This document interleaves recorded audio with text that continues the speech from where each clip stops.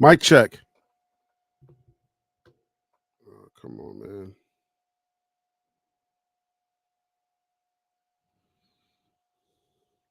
Microphone check. Microphone check. Here we go. Y'all can hear me?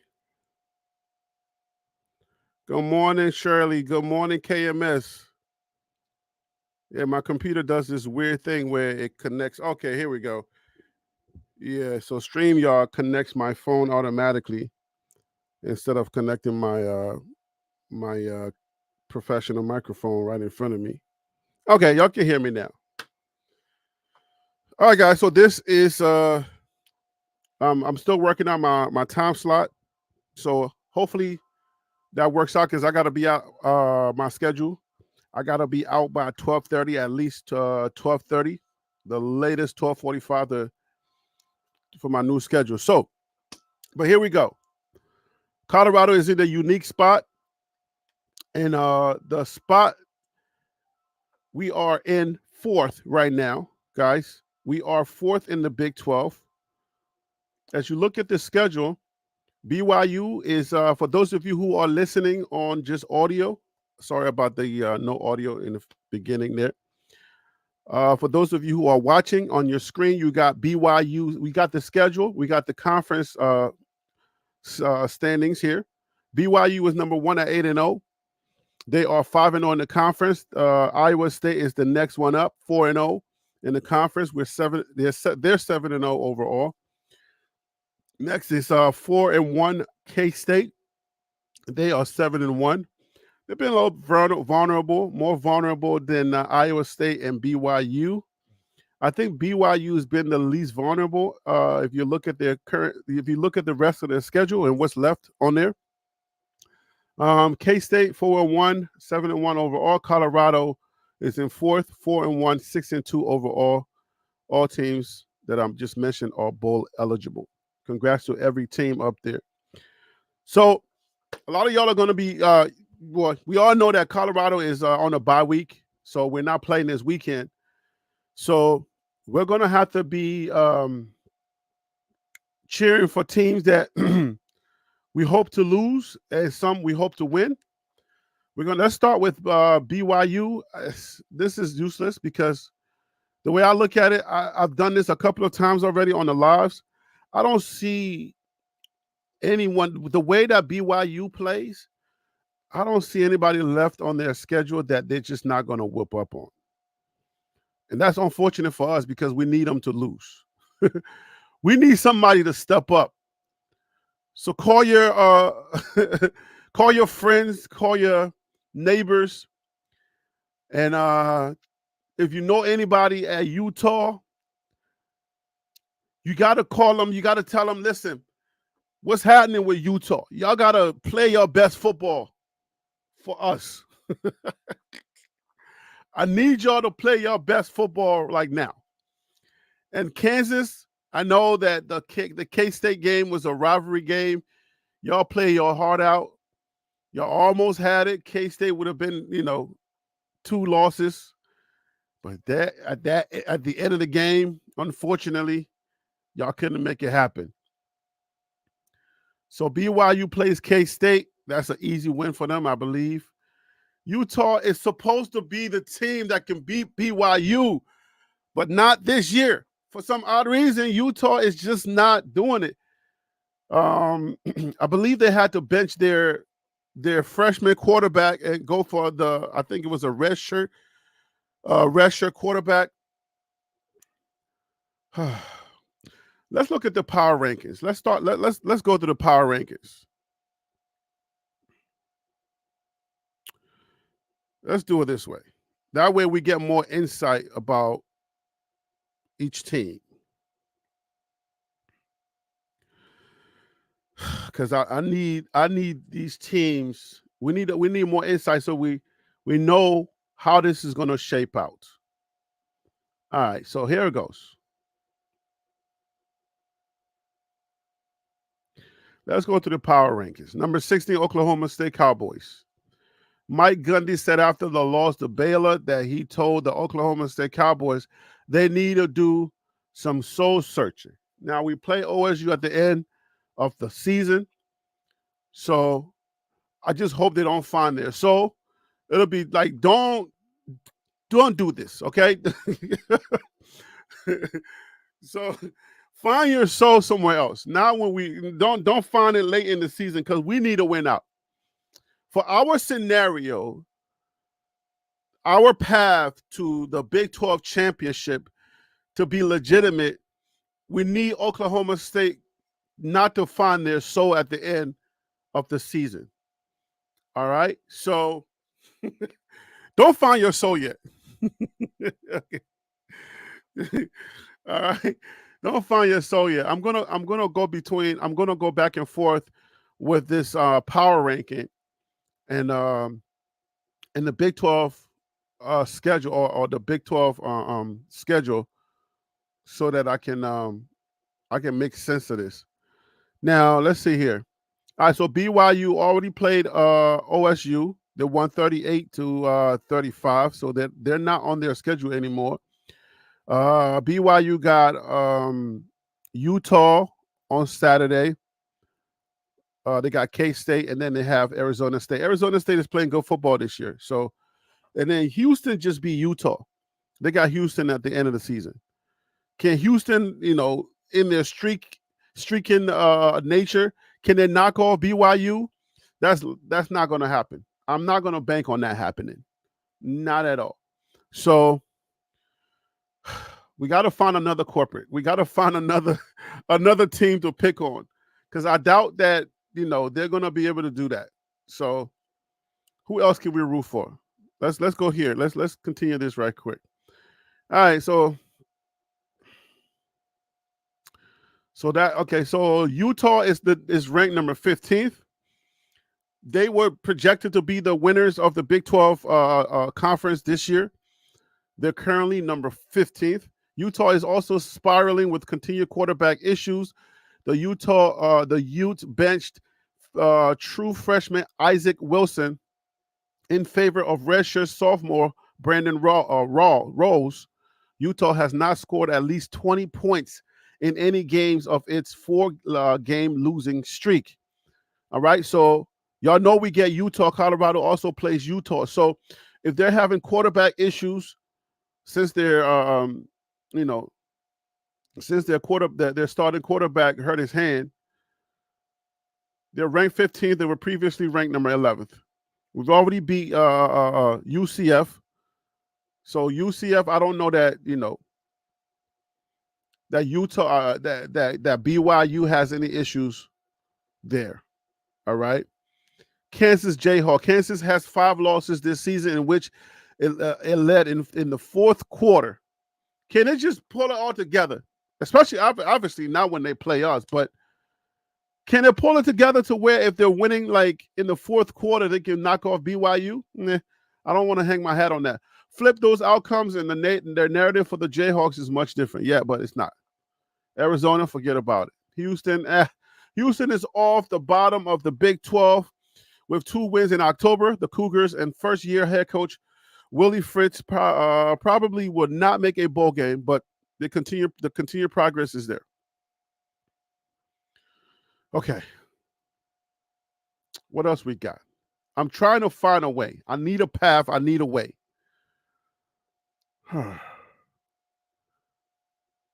Texas Tech is not in the race anymore. They just took a heavy L. Let's see Texas Tech, because we do have to play them.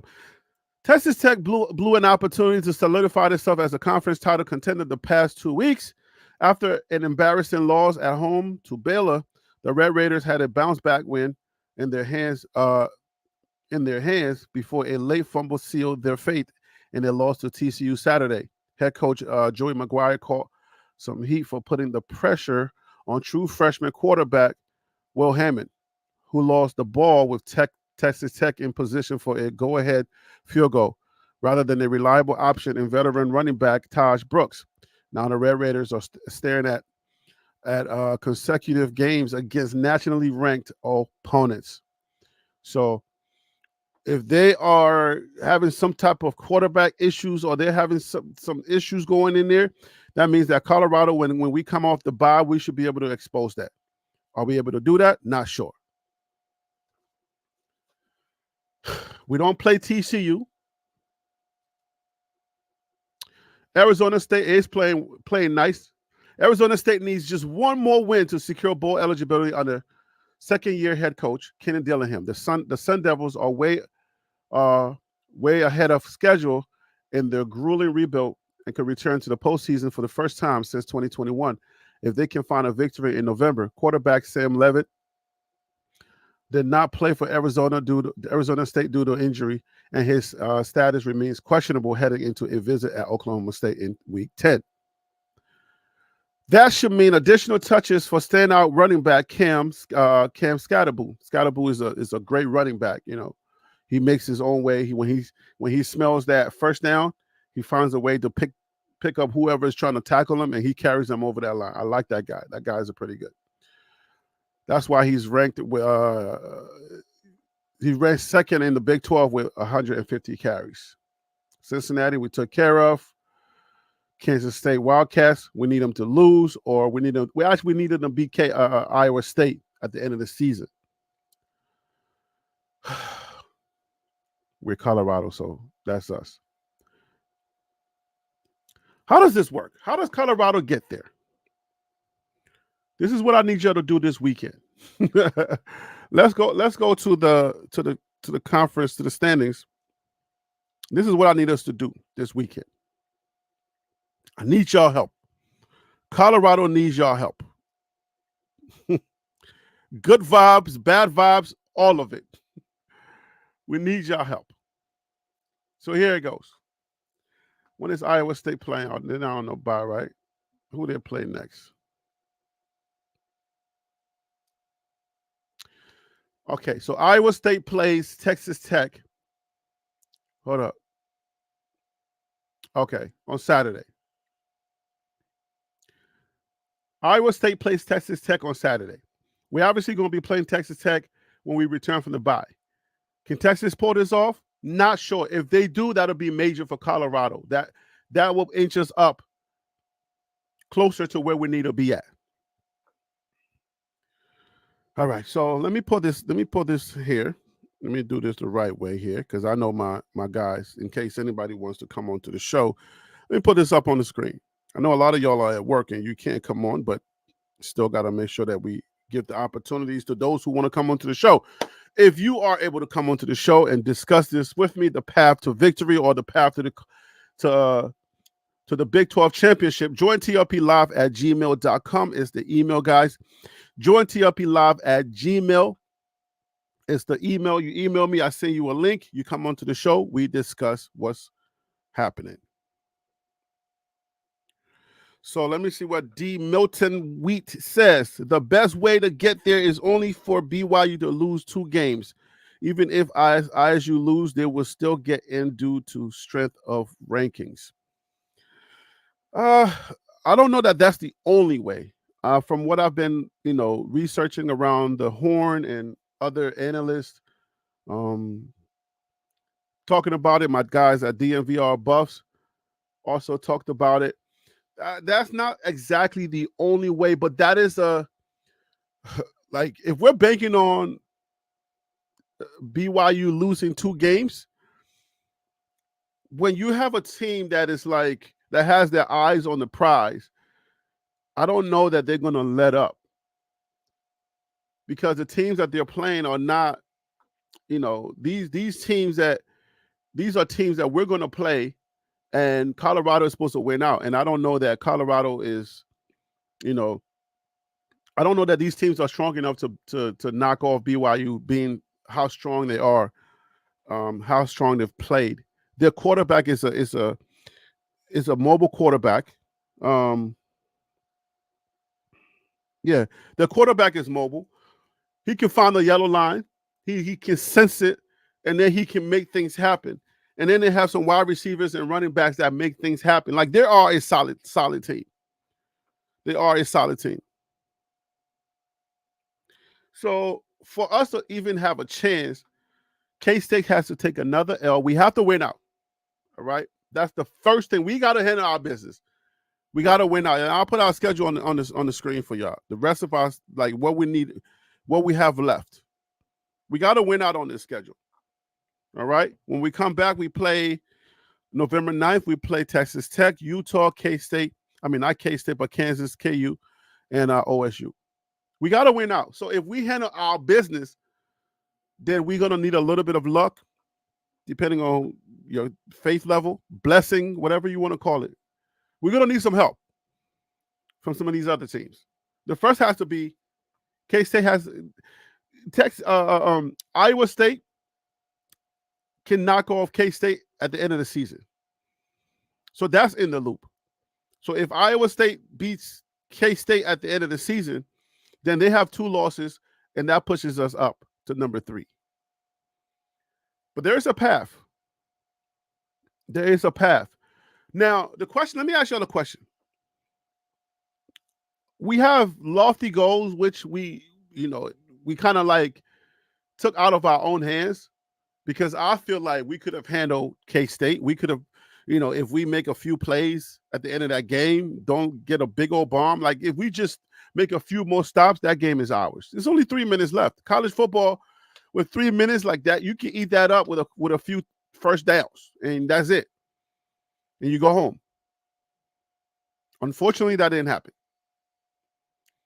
So does Colorado have to go to this playoff or make the Big 12 championship for recruiting?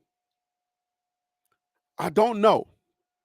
If we win out and we don't make this championship at 10-2, it's a great season for Colorado. A really, really great season for Colorado. Coming from 1-11, going 4-8, and then this season, if we win out, going 10-2. Again, my predictions are 8-4. Even with 8-4, it's a great season. And then recruiting is going to be, we can seal recruiting. Some heavy prospects that we got. I mean, I for one, don't really care about the Juju story or the Juju lottery. It'll be great if we get Juju, but I feel like there are other quarterbacks that will become interested in Colorado once Shedeur is out of the picture. I feel like there are other quarterbacks, if this whole Juju thing kind of like goes in a direction that that doesn't favor us. Because money's involved. NIL is involved. How much he needs or how much he wants to play for Colorado. Is he going to be committed all the way for Colorado? We're hoping. But as you guys know, man, like with this whole NIL thing and Colorado not really having a big purse, not yet at least, it's hard for you to hang your hat on a prospect as high as Juju. So we hope we get him. But if we don't, then we need our record to help us out. We need our record to help us to land a decent quality quarterback. We still got Ryan Staub in the mix. Ponder, I guess you guys were saying there's a guy named Ponder. I don't even know who that guy is. Fenny says, "Come on, Harry. Come on for what? What do you want from me? What's happening?" Harry be in the place to be. What up, Surf? Fennis, what do you want from me? What do you want me to say?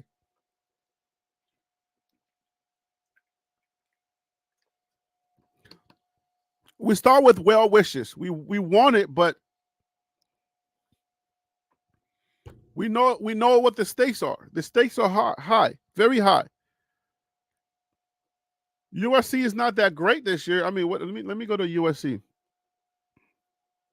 What conference is USC in? Standings. Let's go to standings. Is USC in the Big Ten? Did they make it? Are they Big Ten this year? Okay, so USC is Big Ten. USC's 4-4 overall.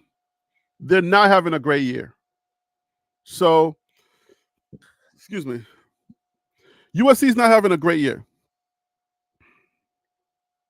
Yo, Surf, appreciate that, man. Buff Nation, we needed that. We needed someone to hang our hats on, because you as you know, man, we catch a lot of flack because of the Deion tax. You feel me? So now we can get people off our backs a little bit so that we can just talk football. No, we can just relax and we can talk football a little bit. because that's the hardest thing to do, is to talk football, because then they use your 1-11, they use the transfer portal backlash, they use everything to berate you and to put you down, and you don't know anything about football. You don't know anything about this. So now we can forget about the clown emojis, your delusional stuff, and we can talk football now. Now put your what's your name where your mouth is. Like let's see how much I know, and let's see how much you know. Right? Because you know football so much. It sounds like what I've been saying all year. It sounds like it's more on point than what you've been saying, if you've been a detractor. So it doesn't sound like I'm the delusional one. It sounds like you're the delusional one. So there you go. But I'm all for that. Now I can just sit back and I can talk football. Love and Liberty, what up with you, man? I hope all is well. All right, so the Juju talk, real quick. You see USC right here. USC is they're 2-4 in the Big Ten. And they're 4-4 overall, lost 4 games. It's not looking sexy for USC and Juju going to that team. Now, I mean, he's committed there, but hey, Colorado looks more sexy right now. And we're ranked. We're ranked number 23. So at the end of the day, man, Colorado has a chance, but anything can happen in this NIL situation, in this NIL land.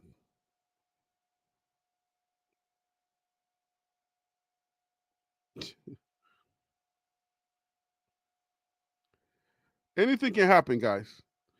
So that's why when I've been talking here and I've been saying, hey, listen, that at the end of the day, we got to talk. We got to do straight talk. We can't, we cannot just rely on, fairy tales and act like nobody else is in the picture. Colorado is the only team in the picture. That's just not realistic. It's not realistic. There's a lot of other teams going after this cat. And and then money usually, like, sometimes will win out, and you never know. Money can win out. But we're hopeful. Colorado needs to handle their business. You know what I'm saying? Colorado handles their business, and then at the end of the day, we're good. That's what I'm looking forward to. I just want Colorado to just handle their business, because look, listen to it. This is what's happening now. Let me put this on the screen. Give me a second, guys. This is what's happening now. Now you're getting the Stephen A. Smiths.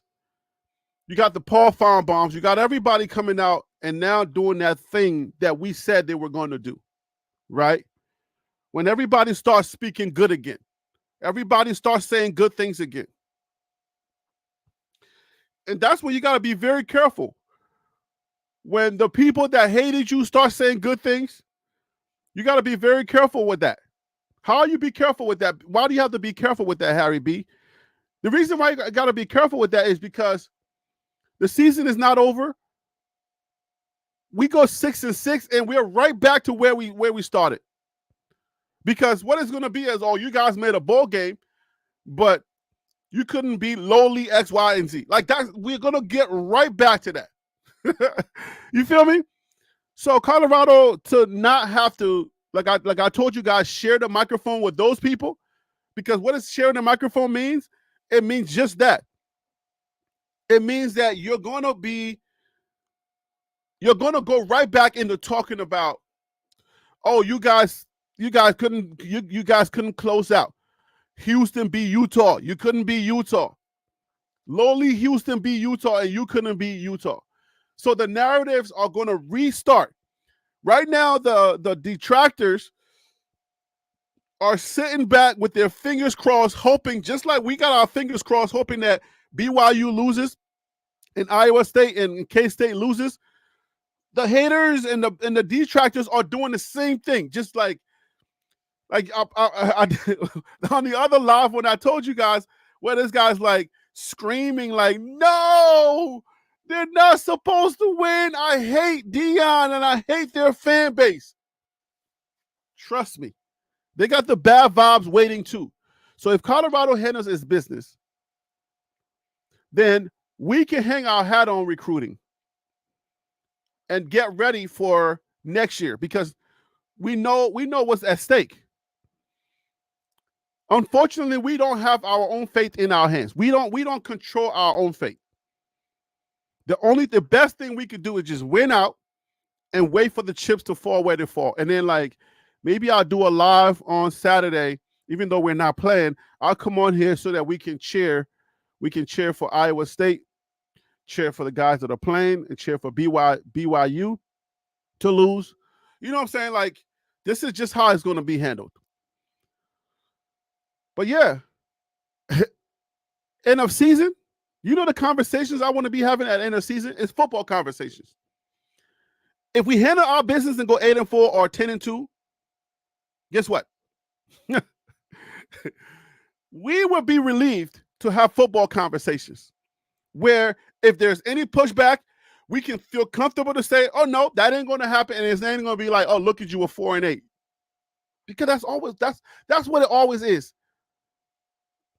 We cannot afford to do 6, to get stuck at 6 or to even get 7. It has to be 8.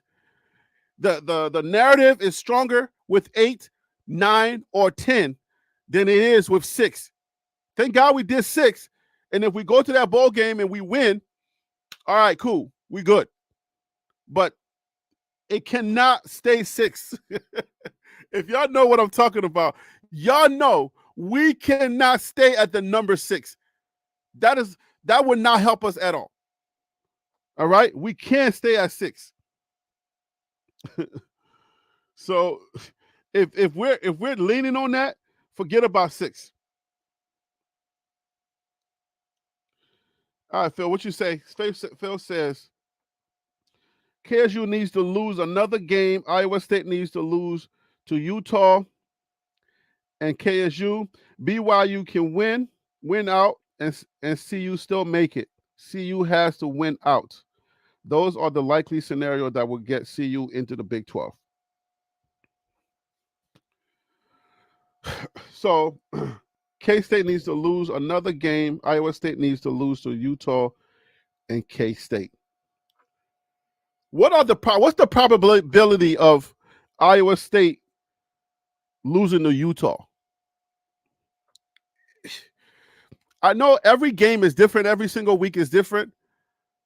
But a team that is so crippled like Utah losing to Houston, what's the probability of losing of Utah beating Iowa State? They're the number. They're ranked 11th. Okay, so those chances, not great. Smiley, what up with you?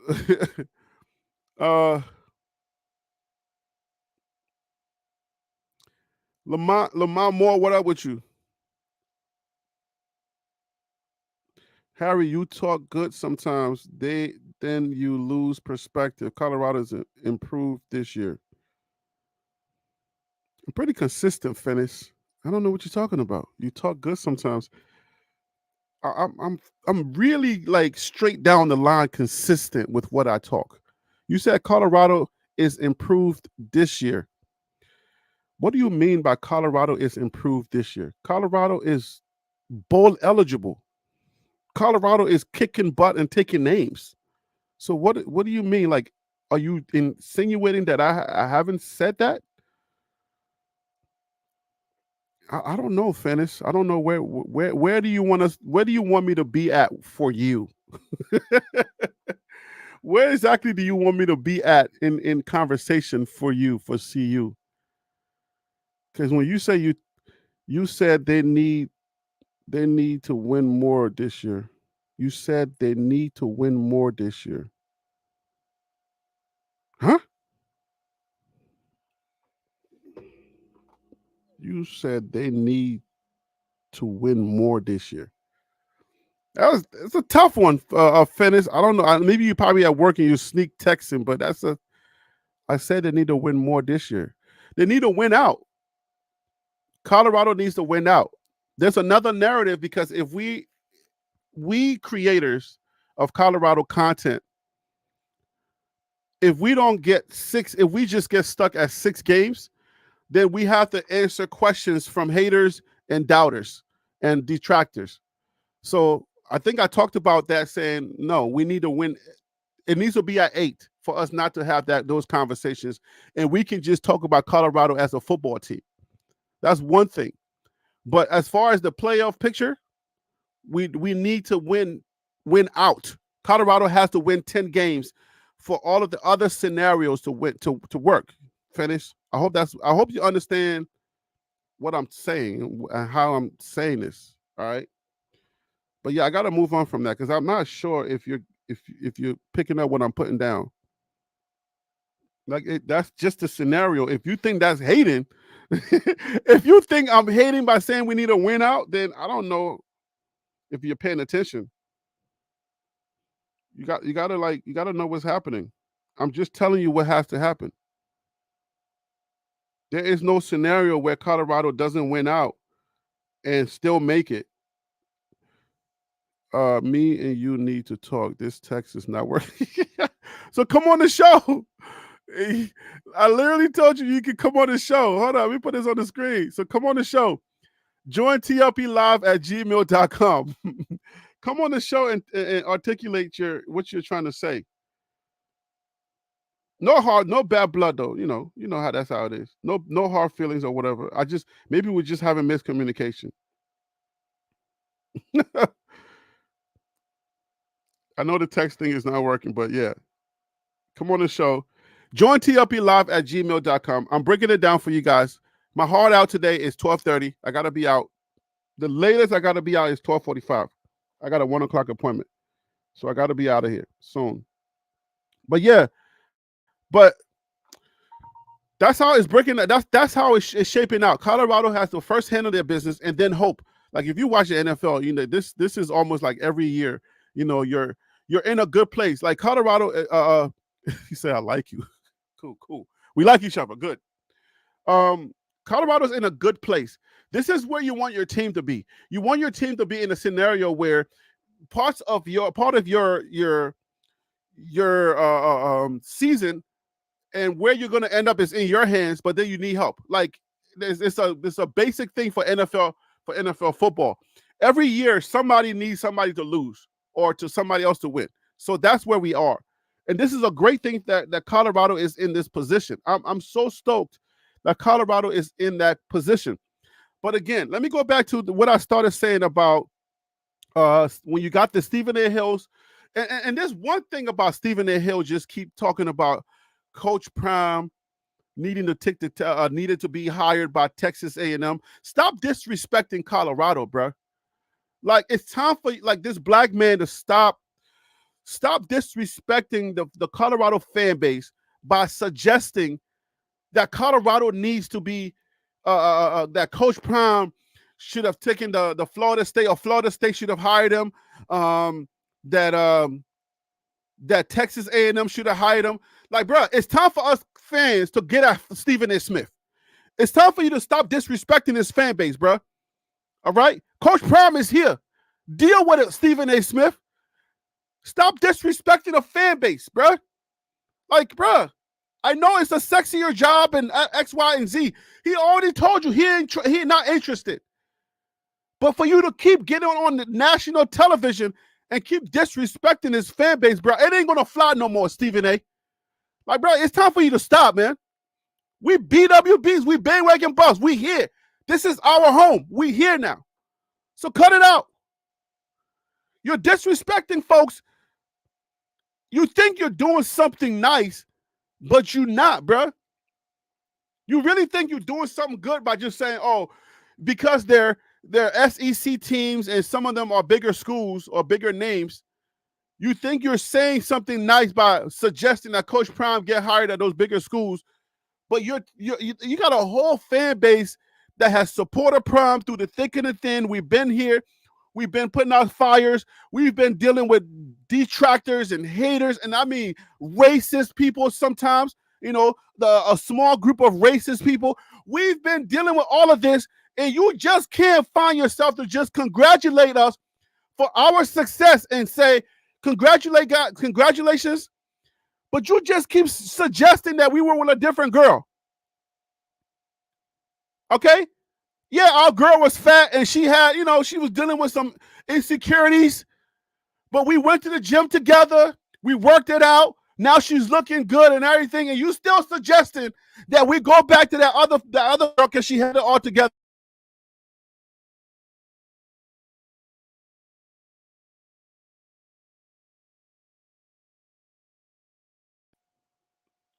Come on, that's it's disrespectful, man. It's disrespectful to Colorado.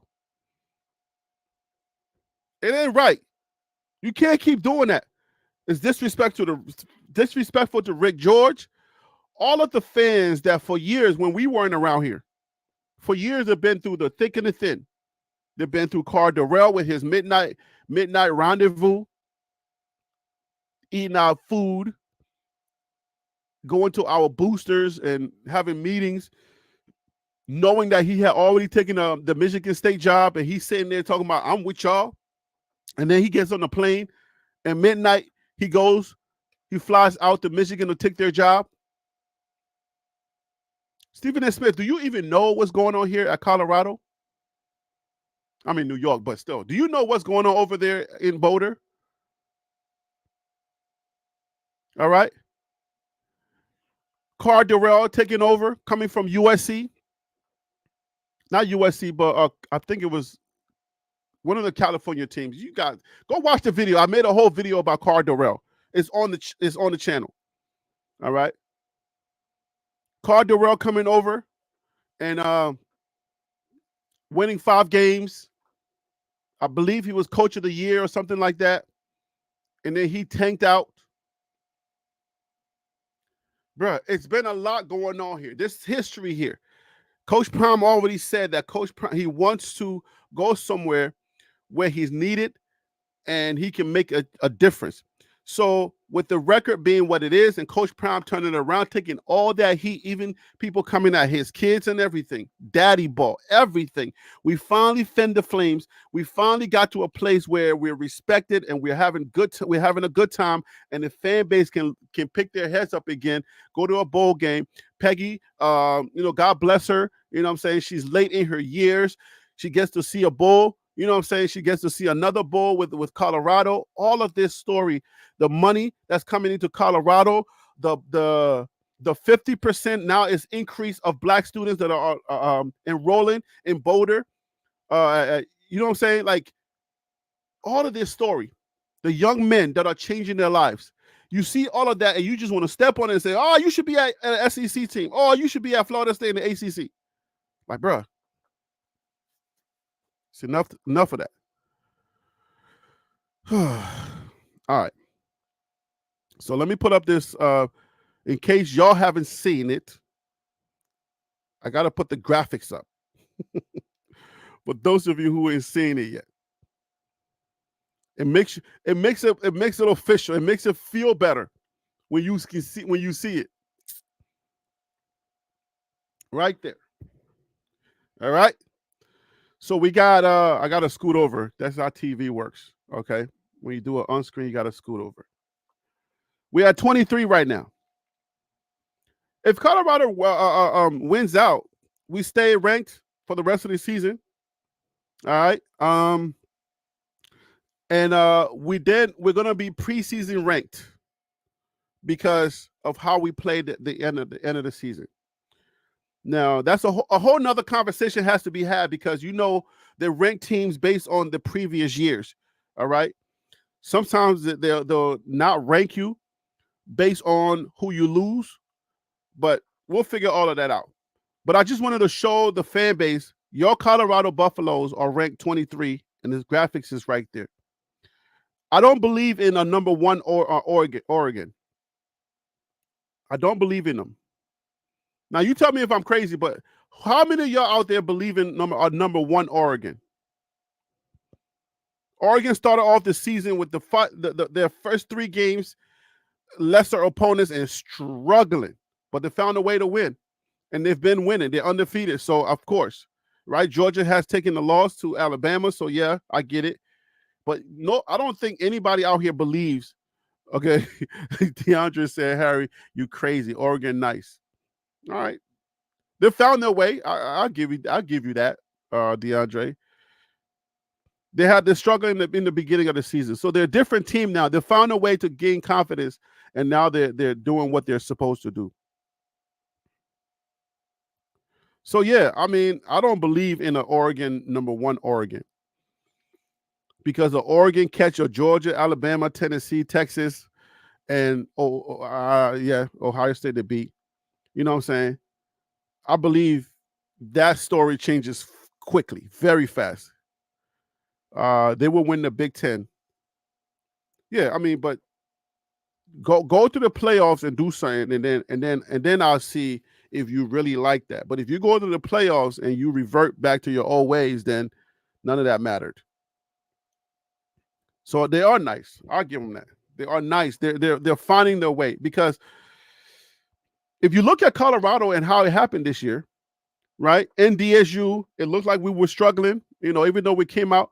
NDSU, like some of the teams that we were supposed to really beat, it looked like we struggled. But now you look at it and it looks like we're making teams that were good preseason look like they're not good anymore. And people are just like, oh, you're beating on bad teams. So are we really beating on bad teams, or are we just a good team beating teams that we were not projected to beat? That obviously that's in there, right? That's something we can talk about. It goes like that sometimes. It happens like that a lot of times. All right, Love and Liberty. Let's talk about this, my brother. Send you the link.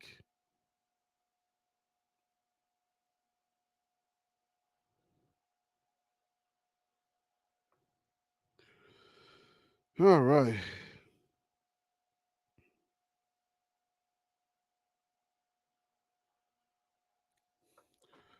But Colorado is at a sweet place, and man, I don't know how y'all feel. I don't know, like I saw a couple of y'all in different chat rooms and having conversations, but how are you doing, Colorado fans?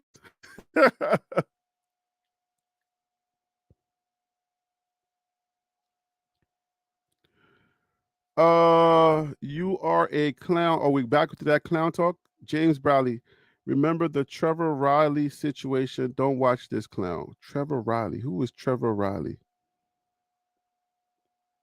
Who's Trevor Riley? Y'all know who Trevor Riley is? I don't know who Trevor Riley is.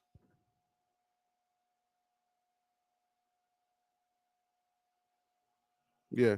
So okay.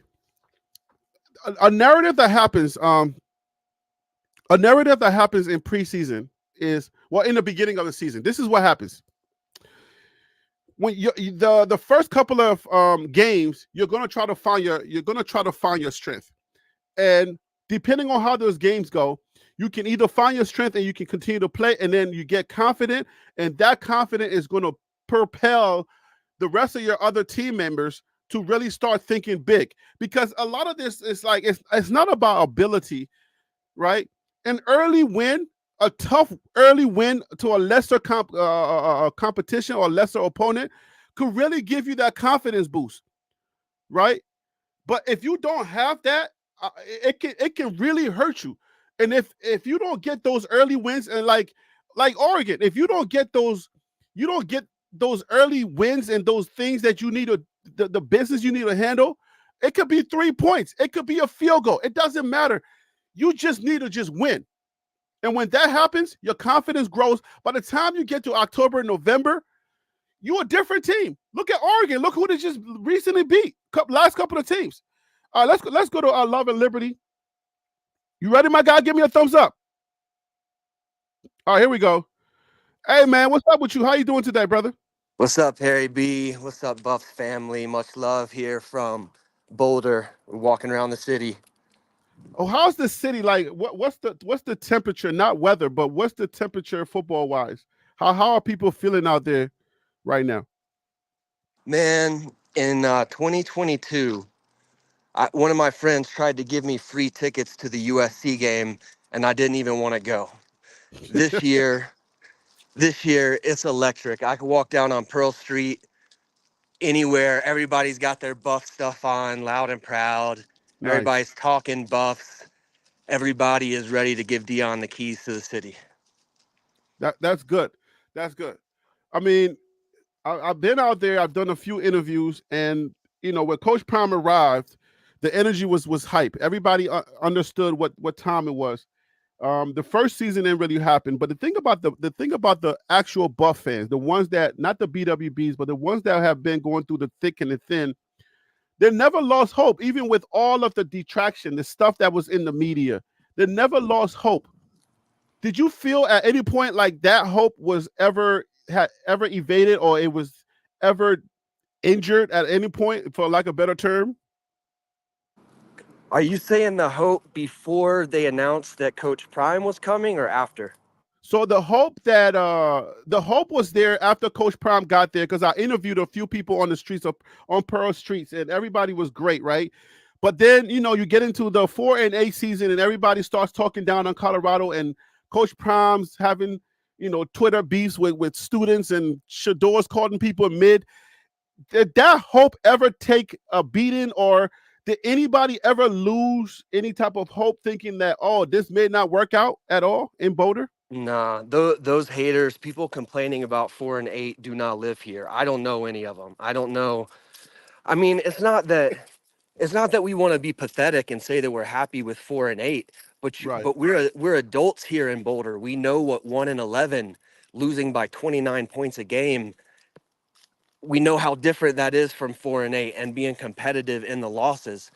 So, I mean, I think everybody after last year knew what kind of team we had, knew what kind of players Coach Prime was bringing in, saw the transfer Mhm. portal acquisitions over the offseason, and was just ready to prove the haters wrong this season, which is what they're doing. So basically, you guys been locked in and just being hopeful. And now that you're bowl eligible, it's like, yo, we knew what was coming, basically. Exactly. That's good. It's receipt checking time. Yeah, I got a lot of those. I've been keeping receipts, man, because I've been trying to I've been fighting the craziness, and I chose to fight it, because I felt like people are not giving Coach Prime his due respect. I mean, it got so bad. Coach Prime is not a good coach. He doesn't know X's and O's. How do you go from coaching after your professional gold jacket, coaching all the way from Pee Wee all the way to the top FCS, and then now FBS, and then you don't know X's and O's? How does that work? Love I to feel like know, the Harry. narrative never favors Coach Prime. I would love to know how we ended up in a society where people who never put on pads and can't catch a Nerf football feel like they're entitled to question a GOAT. I mean, Dabo Sweeney is not entitled to question Coach Prime, in my opinion.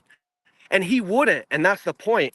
So if you don't have an NFL record to stand on, if you don't have a gold jacket, if you're not a GOAT, at least say that when you're going to talk sideways out of your mouth about what Coach Prime is doing, because it's just crazy.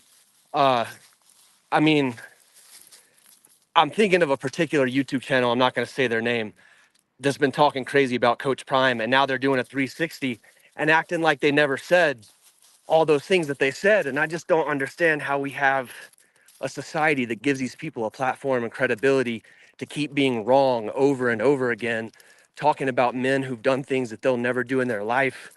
And yet, they're getting thousands of views and making a full-time job, like Paul Feinbaum. I mean, imagine that man putting on some pads. So I would say, just to be fair, Nerf balls are very hard to catch. Okay, so you got to.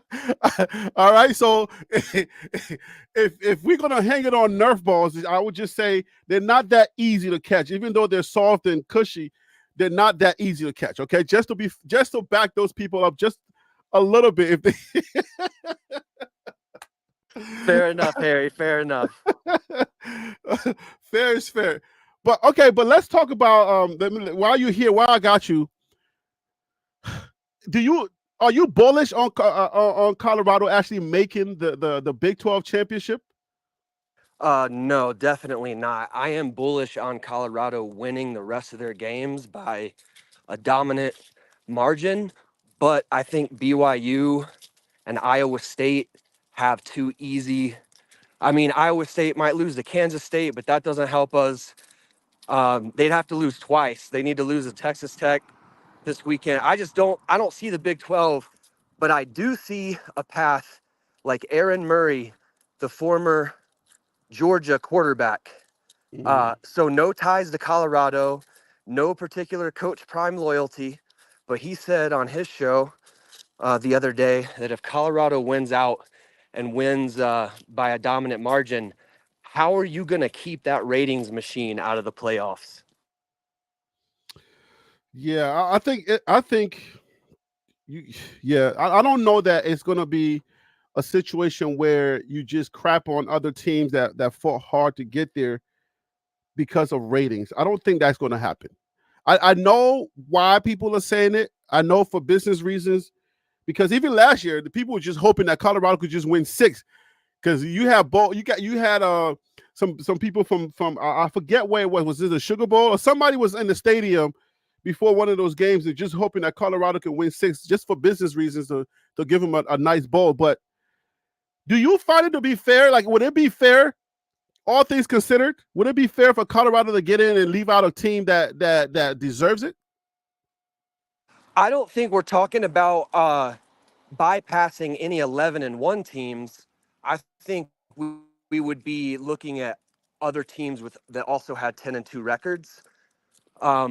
Okay. And then if they have the same record, I think all conversations are on the table. And I think that football analysts, just like Aaron Murray, Josh Pate also said the same thing. If Colorado is winning dominantly, they'd be on a 6-game winning streak. And you look at the talent on the team, and when they're firing on all cylinders, which they haven't even done yet, but everybody who's analyzing football sees when this team is firing on all cylinders, they're going to compete with almost any team in the nation. That's what I've been saying, and unfortunately, it may not happen. But my little, I don't know, crazy Colorado dream is to get to the playoffs. If we got to the playoff, who will we face? What big team will we face? I want to catch somebody like an Ohio State or somebody nice, because I just feel like Colorado's never going to be legit until we beat somebody legit. Just to some people, like, oh no, y'all can never do this. The same people that have been saying we couldn't get to where we at now are just like, there's no way Colorado actually beats a top 10 team. Am I thinking crazy, Love and Liberty? Am I thinking crazy that Colorado could possibly give issues to a top 10 team? No, you're not. You're not thinking crazy. You're being optimistic, and the optimism is that they stay mentally focused, locked in. They don't take the rat poison like Nick Saban talked about, buying into their own hype to the point that it causes you to lose focus on an opponent. But if this team is locked in physically, talent wise, coaching wise, they can play with anybody. And beating that team that you're talking about is just one of those barriers that's inevitably going to fall. It's just, when is it going to happen? And it could be this year in the playoffs or a major bowl game. But I'm with you. We need to see it. I want to see it. It may not happen this year, but hopefully we get to one. Hopefully the bowl game will give us an opportunity to do that, even if we don't get into the playoffs. But question for you: what path do you see for Colorado getting into this Big 12 championship? Iowa State has to lose to Texas Tech this weekend. Then they need to lose another one, and Kansas State has to lose, and it would be us and BYU. So Iowa State loses twice, Kansas State loses once, and we went out and we're in, if I understand it correctly. That's some of the path that most people are talking about. But I see no path where BYU loses twice. Like that's not with the schedule. No, not BYU, Iowa State, but I don't So think Iowa State is going to lose twice. I don't think BYU is going to lose at all. right, We need Iowa State to lose twice, but I don't see that happening either. right. Iowa State will have to lose. Well, I don't know that they have to lose. Do they have to lose? What they They're undefeated in conference, and we've got one loss. And if they lost one, we would have a common opponent of Kansas State, which we lost to. If they lose to Kansas State, then they'll have 2 losses, so there is no tiebreaker with Colorado. Right. So if KSU loses, then that puts us in what, second? Are we? No, that puts us in third. If KSU Third, loses, that puts us at third. So yeah, Iowa State has to lose twice. So like my guy Phil Surreal says, BYU can win out and CU still make it. But I don't see a scenario where Iowa State's losing 2 games. Not the way they're playing. Not to sound negative on Colorado, but the way Iowa State is playing, I don't see them losing 2 games. Not with the schedule they got left. That's what I'm saying. Yeah, I don't. The schedule I see, they got left. I don't see them losing 2 games just like that. I don't see it. Is that? Are you walking in Boulder? What part of Boulder you're in there right now?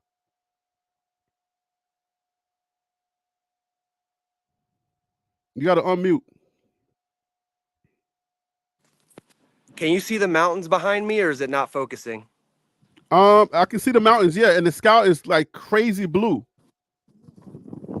Yeah, so I'm at 4th Street and Maxwell. If you guys want to look me up on the map, I'm at 4th Street and Maxwell right here. And I'm walking my dog. You guys see Pork Chop? Yep, we see Pork Chop. Yeah, so I'm picking up his business here, but I'll be back with you in a second. All right, man. Cool. So yeah, so at the end of the day, man, look, you got a couple of things going on. You got Colorado has to win out, and then start hoping that other people lose. So that's what I'm hoping for. I'm not too bullish on Colorado making that playoffs. What I really want to happen is I want Colorado to finish strong and then win that bowl game. Because I think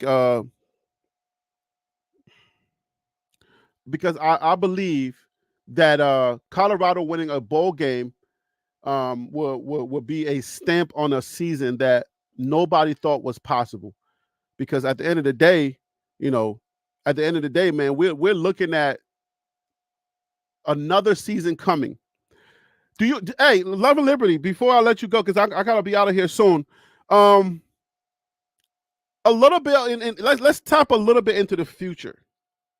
What do you think? What happens after Shedeur, Travis, Shiloh? What are you guys thinking about? Or where's your train of thought on that? Because it's coming soon and we have to start thinking about it. Where's your thought on that so far? With the way that the recruiting is looking, especially if this year keeps going well, I just think they're going to be even better next year, even without those guys. Like, those are, our biggest players to lose. But if you get Juju, I forget about the Texas quarterback. That is it Wild Dog is always talking about there's a Texas quarterback they're also recruiting. But if they plug in the right QB or your audio is breaking up. I think you're in a bad area. So once you adjust, I'll stop. Is that any better? Once you adjust, okay, there you go. Is that any better? Yeah, okay, there you go. But now I'm hearing myself. Is that a good thing or a bad thing? Okay, so, but you see a scenario where we could be even better than, where will we be better next year? Where do you see us being better? In the trenches? Or where do you see us being better? Yeah, in the trenches. And then you've got Colton Hood, DJ McKinney, Cam's leaving, but you got Carter Stoutmeyer. Yep. Levante Bentley's leaving.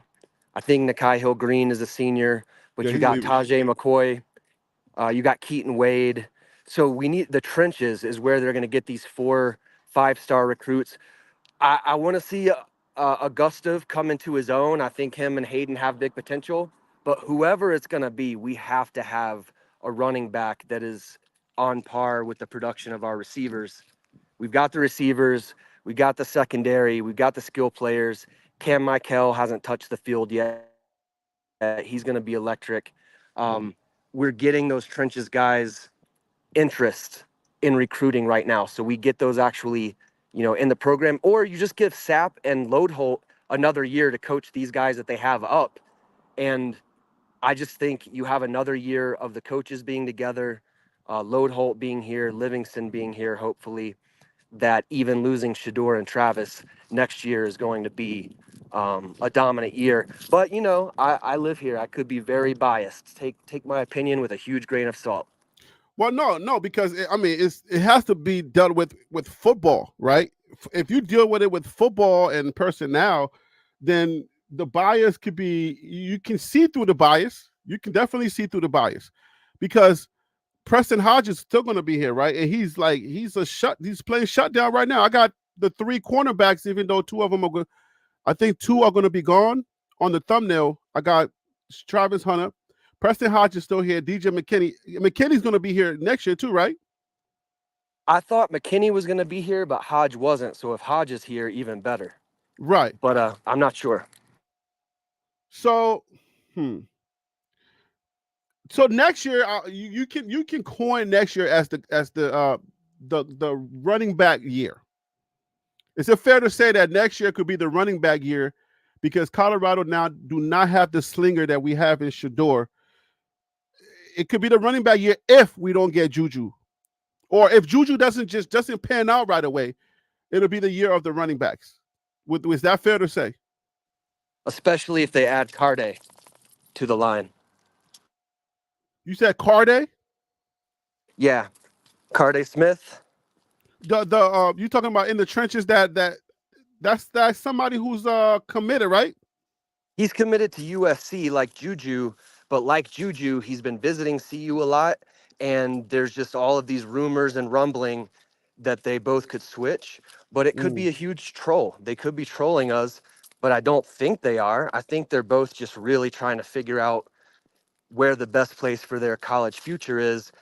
And then I defer to what Jordan Seaton said. If you a dog, why don't you want to come here and play for somebody who looks like you? But he could have said, why don't you want to come play for the GOAT? Because that's Right. enough said. Who doesn't want to play for the GOAT? Right. I mean, and then when the GOAT starts to win, it makes it even more sexier. So, and the GOAT is winning right now. So at the end of the day, man. Okay. So what was your prediction? I don't know if I got your prediction. Your final season prediction. What did you have CU at? 10-2. Oh, so you were a 10-2er. 10-2er. And you still got your path strong. You think your path is going to happen? I'm really liking the chances right now. Okay. I think 10-2 is possible. I feel like there's one loss in there, because one of these dying teams can, like, all of a sudden wake up. Like I said in the beginning, like OSU can find their soul. One of these teams that were preseason ranked can find their soul all of a sudden and be a problem for us. If one of these teams were to find their soul, who do you think has the potential to find their soul at the wrong time for CU? Texas Tech. Oh, that's them? Texas Tech. I'm scared of Ollie Gordon with OSU, but man, they just have not been playing good. I'm scared of any team that has that serious gangbusters talent. But the more CU's defense keeps players like all the UCF guys. I mean, Kobe Hudson, the receiver, Henry, the running back, KJ Jefferson, they didn't slash us too badly like we were worried. And then we haven't been slashed too badly since that game. Handled Arizona, Fafita, and Tetaroa. So Ollie Gordon scares me less than he did. But Texas Tech, Texas is just a football state, man. Right. I think every program of football in Texas, from elementary school to high school to college. They compete. You know what I'm saying? Right, right. Yeah, I don't know if I'm afraid of Texas Tech. I mean, just from I didn't watch them much this season, and I don't know if their quarterback issues are going to be an issue for them. Again, are we looking at every team playing their Super Bowl this year, or is it just do you find it to be just people are just playing their regular game in Colorado?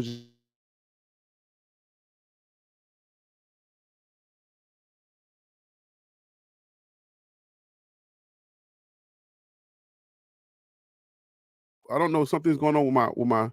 Do you find have watching all the games that you've seen, right? Have you found every team to be playing their Super Bowl games, or it didn't really pan out that way, or is Colorado just that good? I think it is their other teams' Super Bowls, especially in the Big 12, because when they play Colorado, they've got more eyes on them than any other game, more than likely.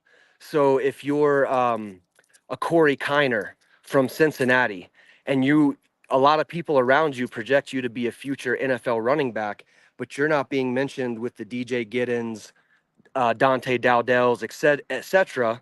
When you play Colorado, you know that that's your night. And just multiply that across every single player on every team. They know that because Prime's there, more scouts are there, more people are watching. If they make a huge play, it's going to be bigger news than it is against any other team. So, yeah, I don't even think it's personal. I don't think it's because they hate Colorado. I think it's just a business decision that when we play Colorado, it's our time to shine, and every team, every football player that's competitive knows how to amp up for that type of situation. Maybe Colorado is just that good this year because if they're playing their Super Bowl, then they didn't practice enough. Because I just I just feel like Colorado gets in the game and it just like okay, so this is how I feel, right? Like you're watching Colorado. If you're if you're in the middle of the game, like let's say it's the second quarter, if you're at the edge of your seat and you got that ball in your that knot in your heart, right? Then I feel like okay, the game is close. But for the past couple of games, while I'm commentating and trying to provide some type of analysis, we've been having other conversations. That's when you know Colorado's been dominating because it's like it hasn't been like, oh my gosh, they're doing this. Oh my gosh, it's just been like, all right, we're sitting back, relaxing, and Shador's just doing what Shador does. Is that how you guys been feeling? Like, because I've just been feeling like nobody's playing their Super Bowl unless Colorado is just that good, and we haven't played our best game yet. How do you feel about that? Well, you took the words right out of my mouth with the last thing you said. We haven't played our best game yet, and we've still been in those positions the last few games of just relative comfort. I mean, even though the Baylor game, all the way back to the Baylor game, Mhm. required a quote unquote miracle, as someone said in the chat earlier, that was Right. a dot by Shador. That's not a miracle. He does that every time he throws the ball. LeJounte catches 9 out of 10 balls that Shador throws to him. So it's just, yeah, the clock was expiring, but if our defense played in that game the way it has the last couple of weeks, that game wouldn't have been close. You put Travis in the KSU game, which Travis pretty much took himself out. That shoulder injury was him putting the whop on somebody. He leaned into somebody and was hitting him hard, like, I'm here. And he hurt his own shoulder. Like that happens in football. You put him back in the game. How do we even lose that game? Then we're a one-loss team. Then we are firmly looking like, then Iowa State is in it by the skin of their teeth for Right. us not to get their spot. So this season could be going that way. Just to sum up, yes, it is a really good team. So that factors into, even if teams are trying to make it their Super Bowl and you say they're not practicing hard enough, it could just be. And I'm telling you guys, I stood next to many NFL players at Clemson for years while I was there. I lived there years after I graduated, friends with On3 reporters, Rivals.com reporters. We used to go out and drink with the second and third stringers who didn't get to play that much. They give us the gossip on the team. But when I stand next to Shador, Shiloh, Travis, Anquin Barnes, Quincy Wiggins, I'm telling you, these guys are in better shape Coach Mo has these dudes in better shape than any other teams they're playing. Their conditioning is second to none. Mm. Their big guys are lean. They don't have like the super ginormous big dudes. They've got like lean, muscular, tall. I'm telling you, these dudes wear the teams that they play down. That's why the Nebraska game, the second half went different. People can say Nebraska was conservative, trying to run out the clock. Matt Rule wanted to beat Dion by as much as possible. That's true. But yeah, 'Cause he I'll does. wrap it up and just say they are good, Harry. They're athletic, they're big, and the only time that they play below their potential is that young hot shot mindset of we're so good, we got nothing to worry about. That's their only weakness. If they overcome that, which the coaches are working on, they're going to compete with anybody. That's what I believe. Let's bring Tim Smith onto the show. Tim Smith, how you doing today, brother? Welcome to the show. I appreciate you. Yo, what up, Harry? What's up, Yeah, Love and Liberty? yeah, love. What's up, I'm Tim? chopping it up with Love and Liberty, waiting for y'all to come on. But yeah. So Tim, Colorado has a couple of paths. Um, I have. Are you on any other like in any other rooms and seeing what the temperature is like, Tim? No, I'm not in any other rooms, man. Oh, okay. So, When you're not on, mostly I'm on politics, but oh, okay. So that's about it. you're dealing with Trump and Harris. I've been shielded from that this time around, and I feel better. I feel so good. I feel like I can breathe because politics makes you hate, and I don't want to hate anybody. You know what I'm saying? Even though they may have a difference of opinion, I don't want to hate nobody. So I haven't been watching CNN or anybody like that. I've been watching clips, but I feel lighter. I feel like I can say hi to my neighbor, even if they're flying. Because where I live in a Trump state, a Trump city.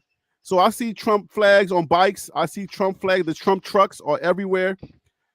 But I don't look at those people and be like, "Oh, I hate you." I just feel like that's who they prefer. Oh So yeah, I mean, it doesn't wear me down. I just like the conversation more than anything. The difference of opinions, finding common ground. yeah, Uh, can you find any good in that individual? Because regardless of what president is in office, they can't they can't do any and everything for each individual walking this earth. That's just not going to happen. no, that's just how it goes. And But that's some how people think. right, right. So I think some people take it too personal, make it too personal, and I don't like when politics. That's why I got my other channel, which I'm going to be having some lives on, and Love and Liberty. You're one guy that don't mind speaking your mind.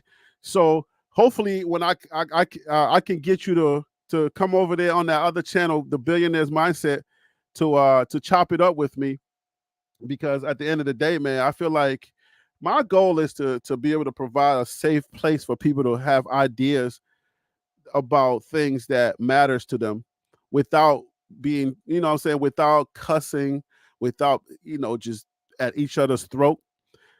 I feel like it makes for a better society, because when you can share ideas, there's a lot of things that people say that, you know, if they have a different ideas, if you didn't know that they were thinking that way, you probably would never hear it. So anyway, but Tim, tell me how Colorado wins gets to the Big 12 for you. Um, Continue to play Colorado football. Number one, uh, no one gets selfish at the end of the road. Everybody's stay locked in. Um, but as far as them getting to that Big 12 championship here in Arlington, which I'm hoping that they can do because I got money set aside, I will buy tickets for that, and I will be in attendance if they make it. It's, Uh, it's it's in Texas. The game is played in Texas. yeah, it's at Jerry World at AT&T Stadium. Okay. But the way that they get to the Big 12 is we're gonna need some help from other Big 12 teams. Right. Number one, right now BYU and Iowa State, they control their own destiny. So, with that being said, we need help from whoever's playing BYU these last couple of games of the season. We're rooting for them, Right. opposing team that's facing BYU. We're we need K State to lose one game, right? So Hmm. whoever's facing them, we're rooting for them. Iowa State, we need them to lose Twice at least. well twice at least. But if K State loses to a team, then that'll give them two losses. We run the table, and um, Iowa State loses to Kansas State, which will give them one loss. But we need BYU to lose two games. Then that will put us in the Big 12 championship facing Iowa State.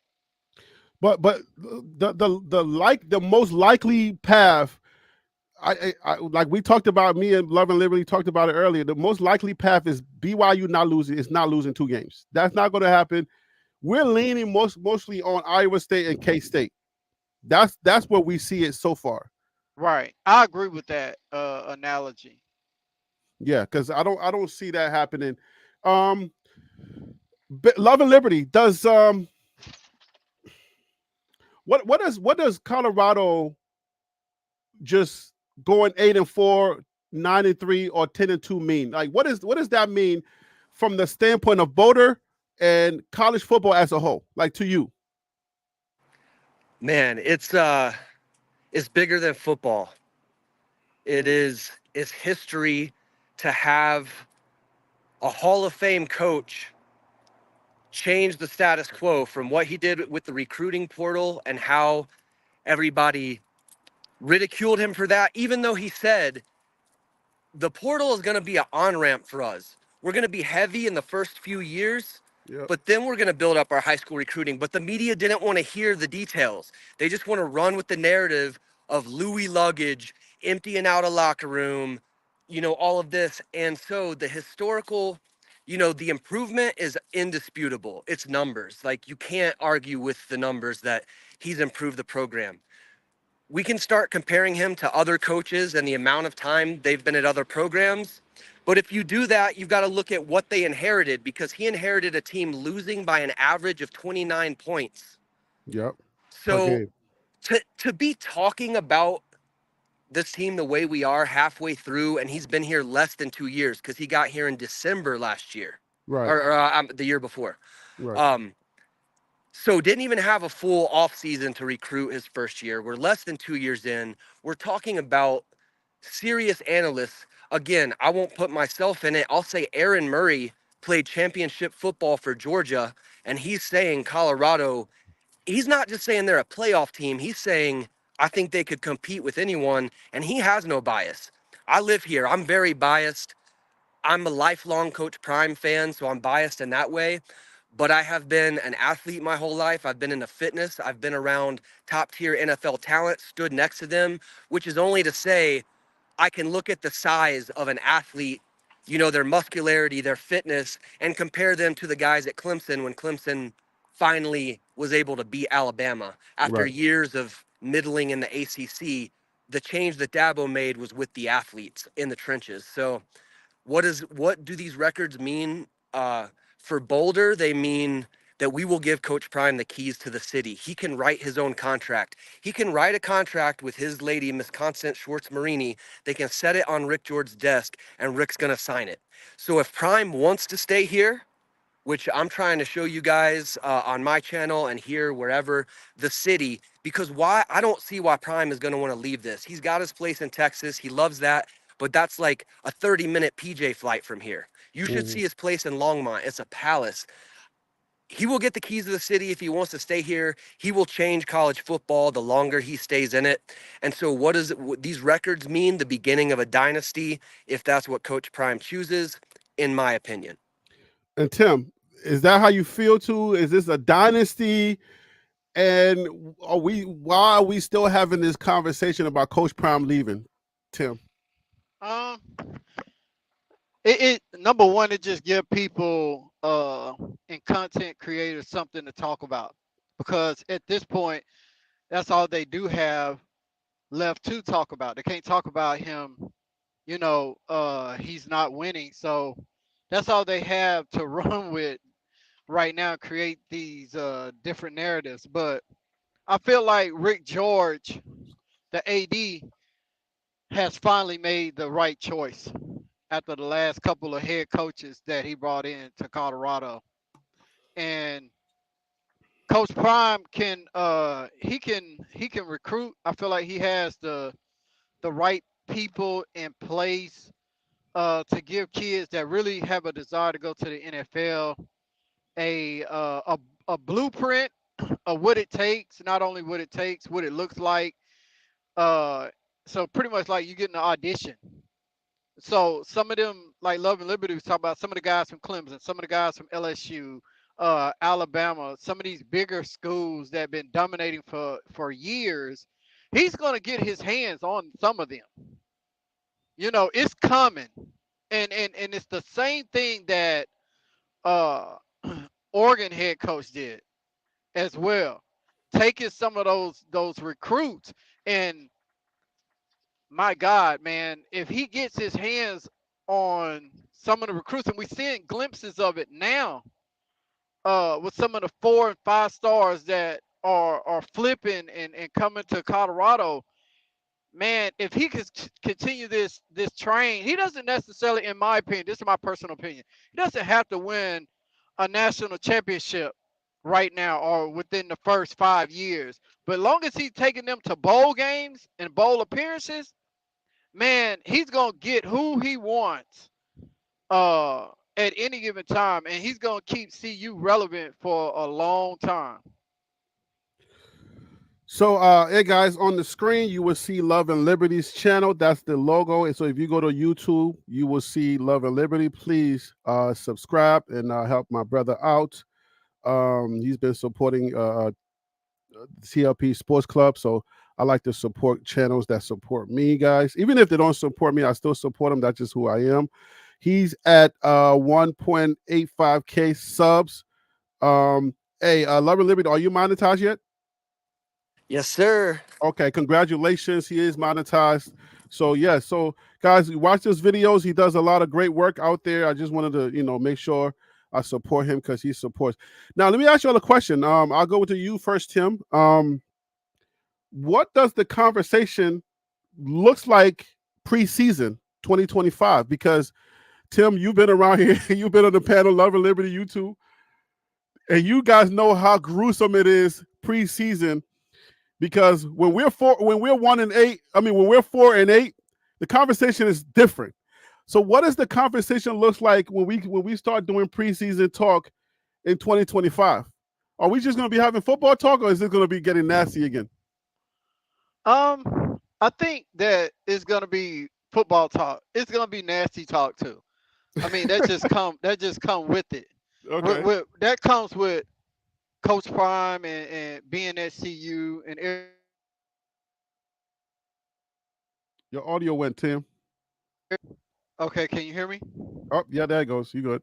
I said the nastiness is gonna come, but um, I like to look at what are the pieces that Prime brings in Mm-hmm. over the off season. We already know what we have as far as depth, Mm-hmm. and we're getting glimpses of them showcasing their talent.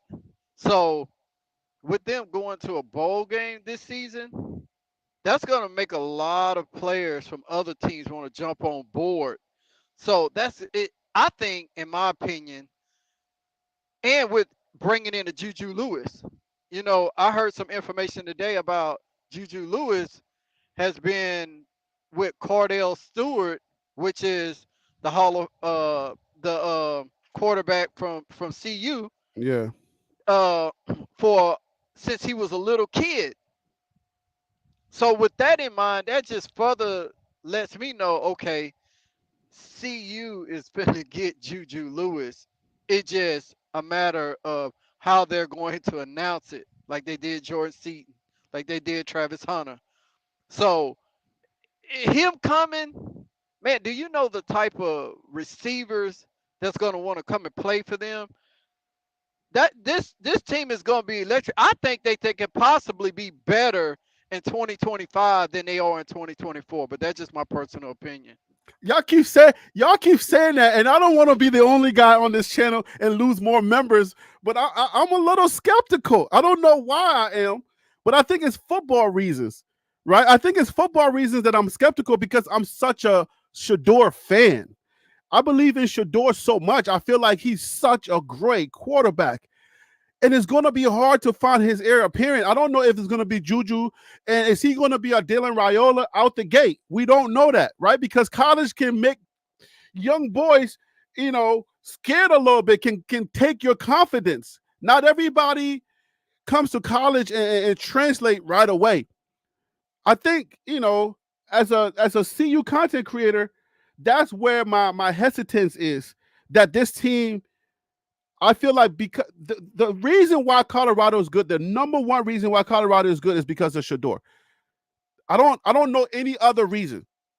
Without Shedeur, nobody gets the ball to Travis Hunter, and nobody gets it to Jimmy Horn and these other guys. Without him, I feel like the path is going to be a little bit more darker than we're trying to make it feel and seem. But Love and Liberty, I want your thoughts on that. But I want you to also tell me what the conversation is going to be like after that, next year. Okay, so let's start with the conversation next year, because on one hand, I don't know what there is going to be left to talk crazy about with Coach Prime. I mean, you can't say daddy ball anymore next year. Right. You can't say that he's following his players to the NFL if he stays next year. You can't say he's a failure. So I hope that it has to be football talk by process of elimination, but then we get into the recruits that could potentially flood behind a player like Juju. And then I see, oh, this is what the gossip will be about. It's going to be about Coach Prime being a thief. It's going to be about how he's stealing, Juju and Carde Smith and flipping all these commitments. But that's a weak argument, that's not going to hold much water. So I think that's going to be next year. And then you're right, because even if Juju comes in, the college game is so much faster than the high school game. It's kind of really hit and miss whether these even 5-star quarterbacks can come in and hit the ground running. So whether they're better next year depends completely on the quarterback, exactly as you said.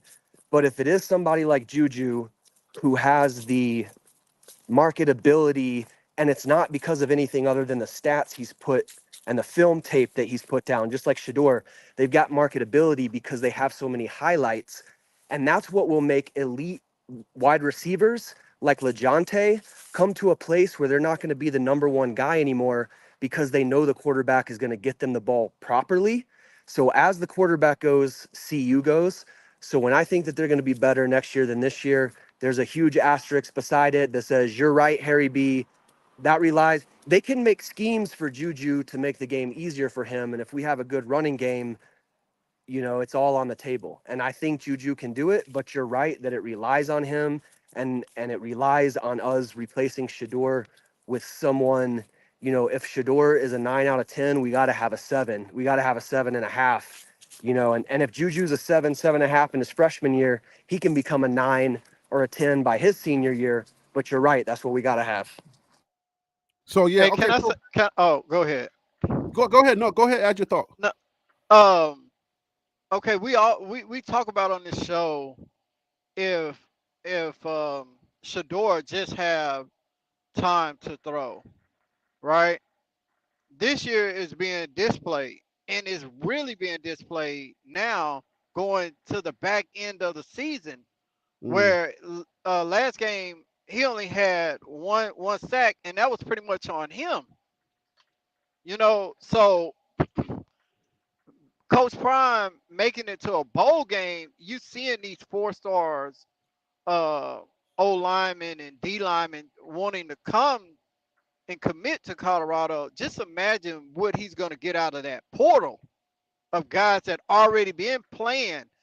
He's going to get some big dudes. Now, Juju Lewis, he can thread the needle, Doc. Like, to me, he's a better quarterback than Dylan Raiola. Okay. As far as accuracy, he's like a Shedeur in my opinion, because I watched the kid highlights, and at Georgia in Georgia, I think he's playing, or is he playing in California? No, in California, if I'm not mistaken.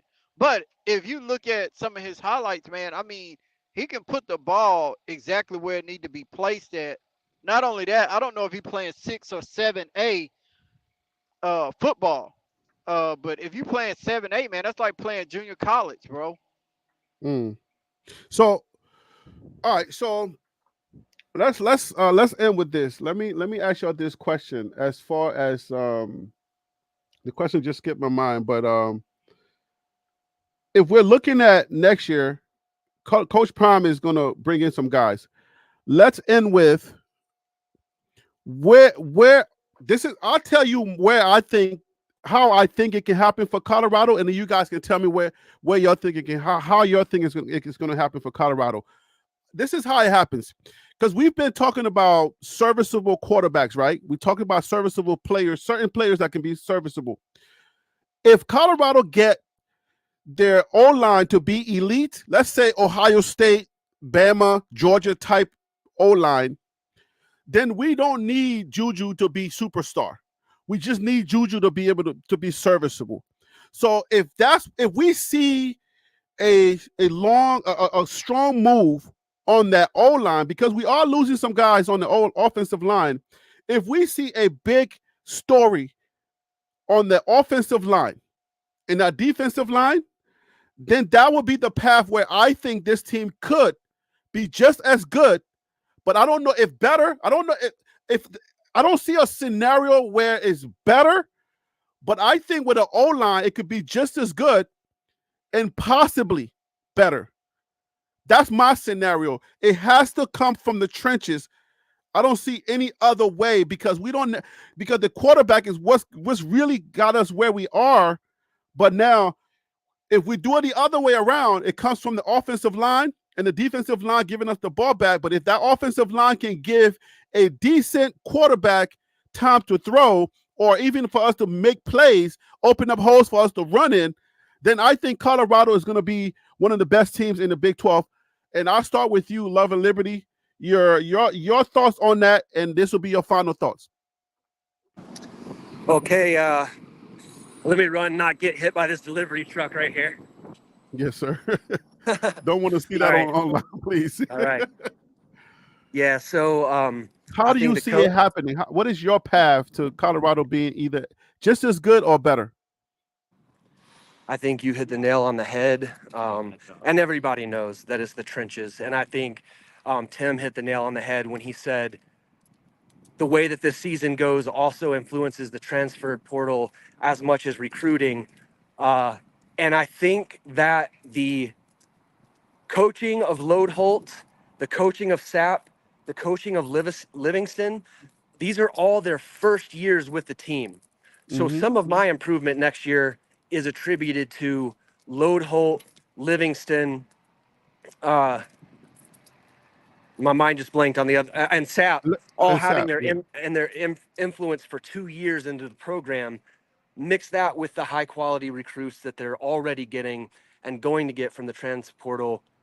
If we do well in a bowl game this season or we make the playoffs, I think the trenches are going to look like Alabama, Oregon, Georgia next year, except for I still believe that Coach Mo is the best conditioner in college football. So if you give the Alabama O-line or the Oregon O-line to Coach Mo and Warren Sapp and Phil Loadholt, that's where I think that they're going to be better. I'm banking on that. That's what I'm banking on. I'm banking on it only in the sense of optimism. In Boulder, I like to say we're adults here. We know where we were at in 2022, and we're over the moon with how it is. So it can only get better for us that live here. And all of this will be bonus. So if Juju comes in and he's serviceable with those trenches, they could still be better because you got Cam Michael coming on the field. You got Isaiah Harge. You got Brandon Hood. All these explosive players we haven't really seen yet. Micah Welch will be in his second year of bodybuilding under Coach Mo. And we've seen him as a true freshman. Draylon is a true freshman. So we know we've got these weapons. We could talk about the defense. We know what those weapons are as well. But if we have elite trenches and an elite quarterback, now if Juju comes in and he surprises people, they're dominating. if he comes in and they scheme well for him and he has a shaky freshman year, but he has those trenches on both sides of the ball, Yeah. they can still win.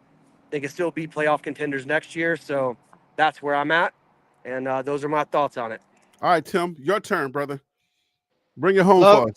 Love and Liberty. He pretty much took the words right out of my mouth. So all three of us are thinking the same thing there, basically. Yeah, the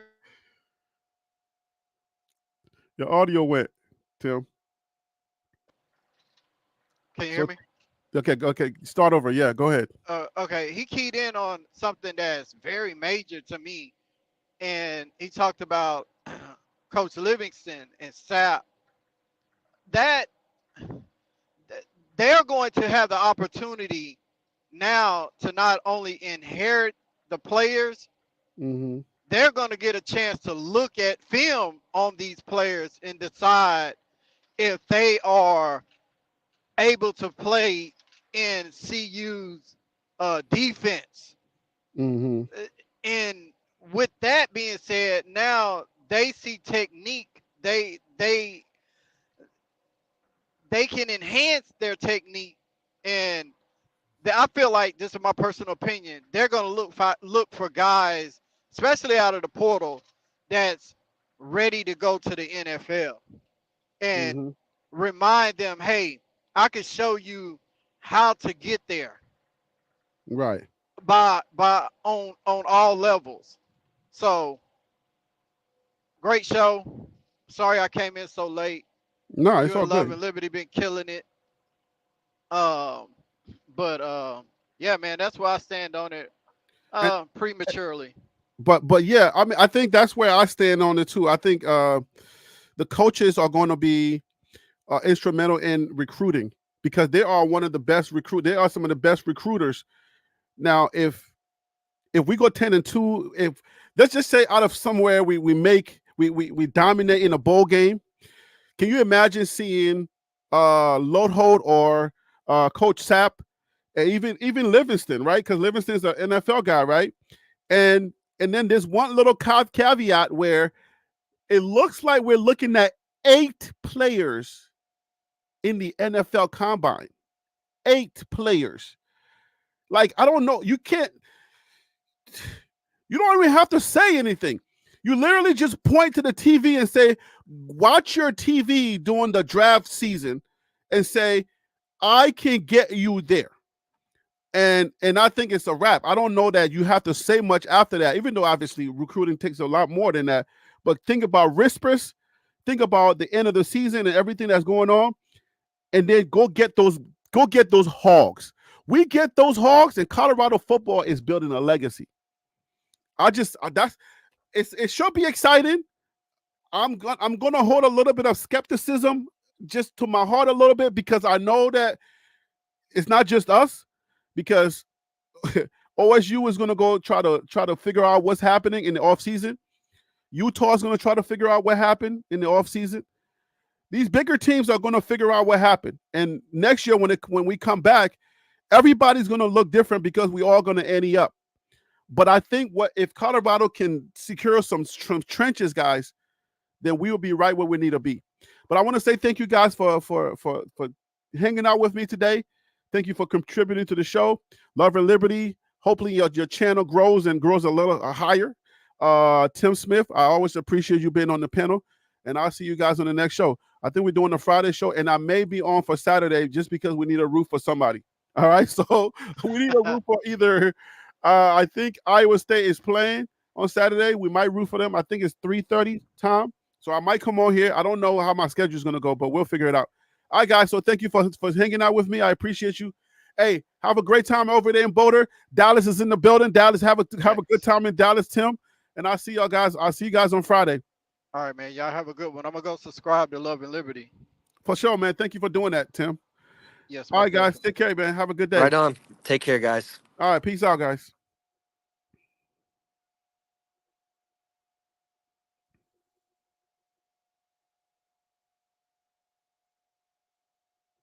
Thank you, Smiley. I appreciate that. Thank you, everybody that's in the chat. Thank you for joining the show. I appreciate everyone.